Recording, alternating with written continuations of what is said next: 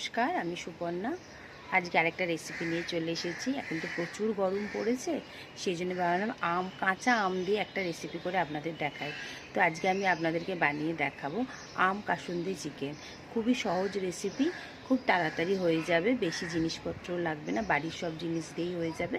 তো চলুন এখন আমি আপনাদেরকে আম কাসুন্দি চিকেনটা বানিয়ে দেখাই। পুরো রেসিপিটা প্লিজ দেখবেন আপনারা। আম কাসুন্দি চিকেন বানাবার জন্য আমি চিকেনের পিসগুলোকে এরকম ছোটো ছোটো করে কেটে নিয়েছি।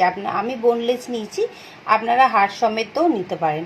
প্রথমে আমি অল্প করে একটু নুন দিয়ে দিচ্ছি, অল্প করে আদা রসুন বাটা দিয়ে দিলাম।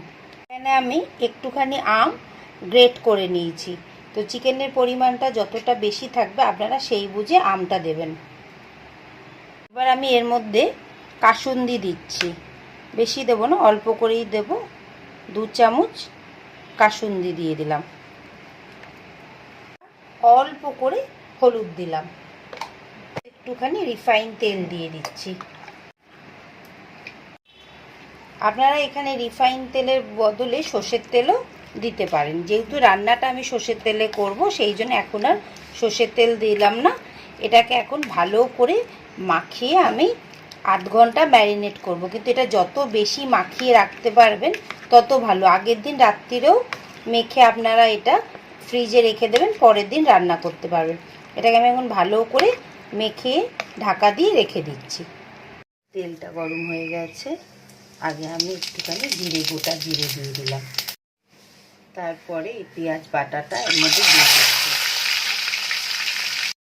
ভালো করে পেঁয়াজটা আগে ভেজে নেব।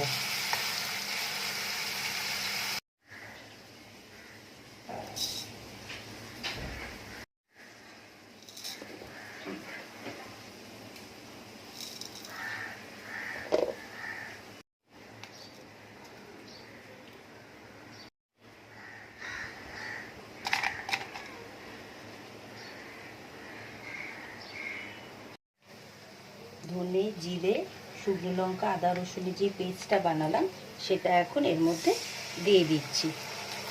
দিয়ে এটাকে এখন ভালো করে একটু কষে নেবো। আগে গ্যাসের ফ্লেমটাকে মিডিয়াম করে রেখেছি।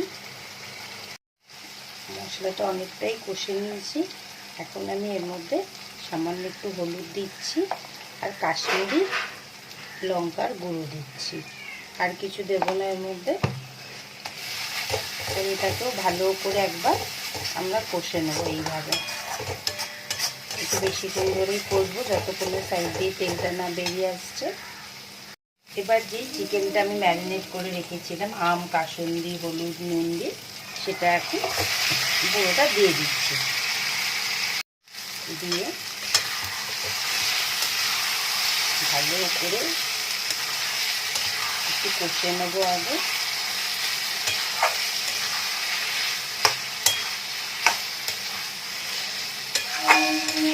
গ্যাসের ফ্লেমটাকে মিডিয়াম করে দিলাম। দিয়ে এখন চিকেনটাকে একটু ভালো করে আগে কষে নেব। এটাকে একটু ভালো করে আগে কষতে হবে, যতক্ষণ এই সাইড দিয়ে তেল বেরোচ্ছে। এইভাবে এখন আমি ভালো করে আগে একটু কষে নেব। কটা কাঁচা লঙ্কা দিয়ে দিচ্ছি, সুন্দর একটা গন্ধ আসবে বলে।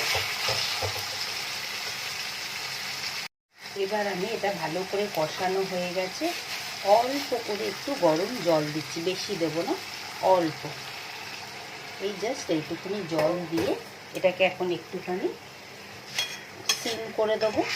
দিয়ে এটাকে আস্তে আস্তে ঢাকা দিয়ে দেবো। এই যে এইভাবে এটাকে আগে একদম মিক্স করে দিলাম।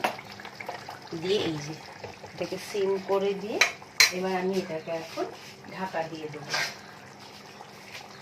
এটাকে ঢাকা দিয়ে দিলাম।